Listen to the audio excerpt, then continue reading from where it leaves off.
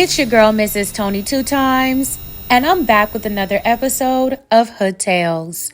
In this video, I'll be taking it all the way back to 2008 to the city of Norman, Oklahoma, to tell the story of Donna Louise Riles, who lost her life after letting a man she met on a dating service stay at her home. But before we get into this video, please don't forget to hit that like button. Also, make sure you subscribe if you haven't already and join the Tony 2 times family. Tap that notification bell so you don't miss any future uploads.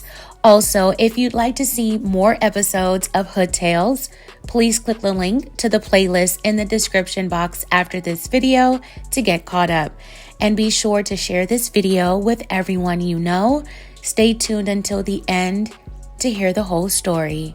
All right, let's get right into it. Meeting and dating people online has been around for ages.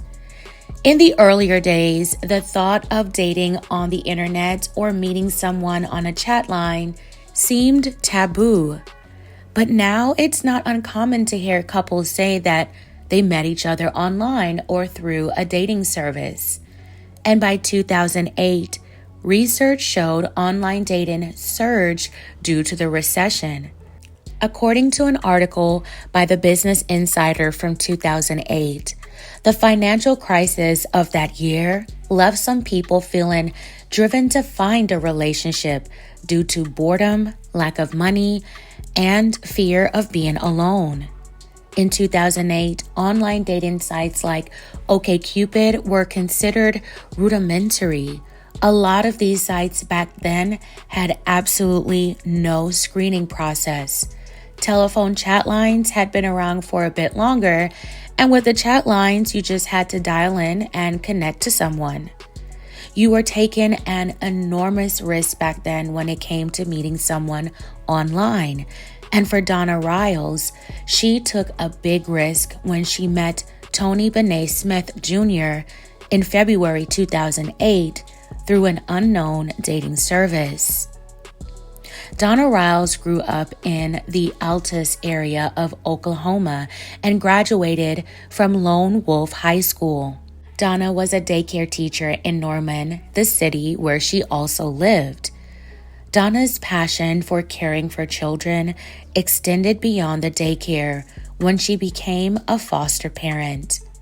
36-year-old Donna and her preteen daughter resided in a home at 112 West Moser Street, where a trampoline and children's toys covered the front yard. At the beginning of 2008, Donna started her search for love through dating services like online dating and telephone chat lines. By February of 2008, Donna's efforts seemed to pay off, and she started chatting with a man 10 years her junior, 26-year-old Tony Smith.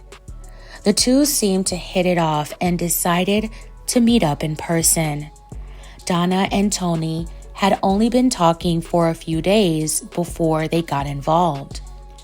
Donna's family members were very skeptical of her relationship with Tony. Donna's sister Tammy felt something was wrong with the relationship from the beginning. Tammy just had a bad feeling, even feeling scared for her sister. Tammy told Donna she didn't like it, but Donna ignored her sister's concerns and moved forward with her plans with Tony. On Saturday, February 9th, 2008, Donna invited Tony to her home on West Moser Street. Tony must have swept Donna off her feet because she fell for him immediately and allowed him to stay at her home for a few days. The whirlwind romance accelerated quickly. But what Donna didn't know is that Tony had a questionable past.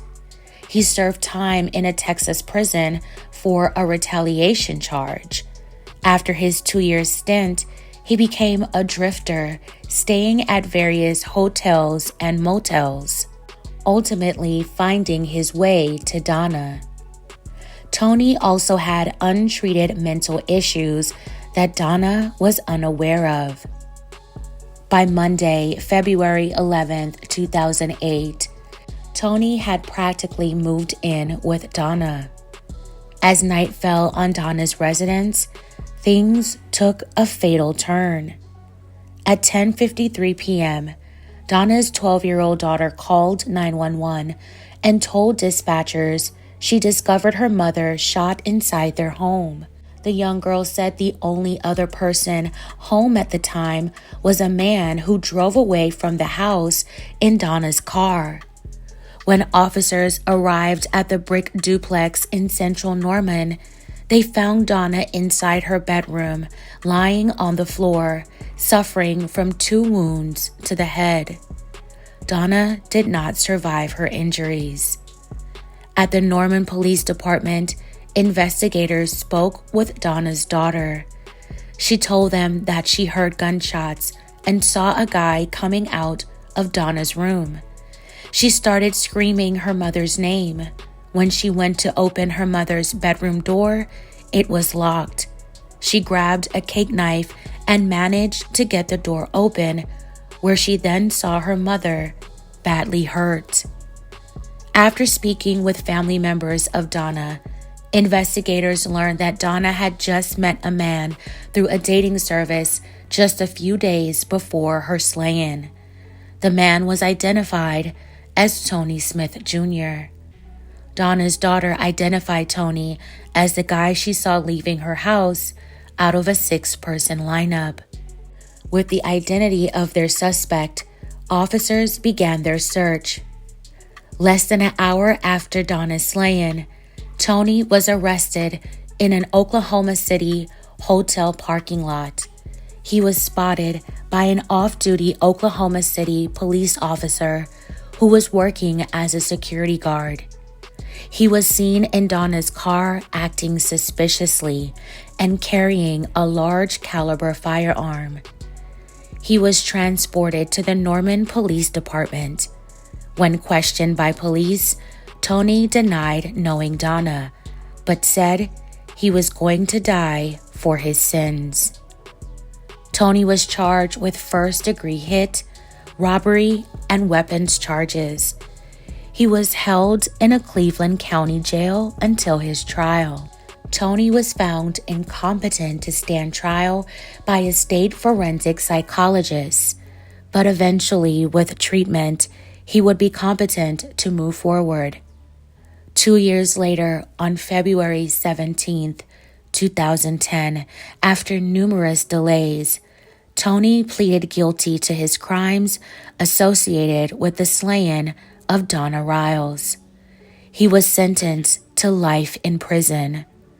Tony also received additional time for other crimes he committed while he was incarcerated, which is to be served concurrently to his life sentence.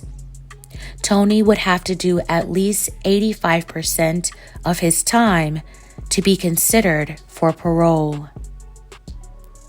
May Donna Riles continue to rest in peace. My very belated condolences to her family. My thoughts are with her daughter and anyone who may still be affected by Donna's tragic loss. Back in 2008, Donna's family urged people who heard her story to be very cautious when it comes to dating or meeting someone online. And the sentiment still ring true today. Online dating can be tricky, and it puts you in a vulnerable position to trust someone you don't really know. Anybody can tell you anything. People lie about who they are all the time. Someone can charm you and love bomb you to the point where they wear you down. Stay vigilant and safe when it comes to meeting and dating people online. Fam, I'm gonna leave the rest up to you. Tell me your thoughts on this story and about online dating in the comments. What have your online dating experiences been like? How soon would you meet up with someone you met online? Do you have a vetting process? Let me know down below. All right, fam, that's it for this episode of Hood Tales. Thank you all so much for watching. Please don't forget to like, share, and subscribe. This is your girl, Mrs. Tony 2 times. Until next time.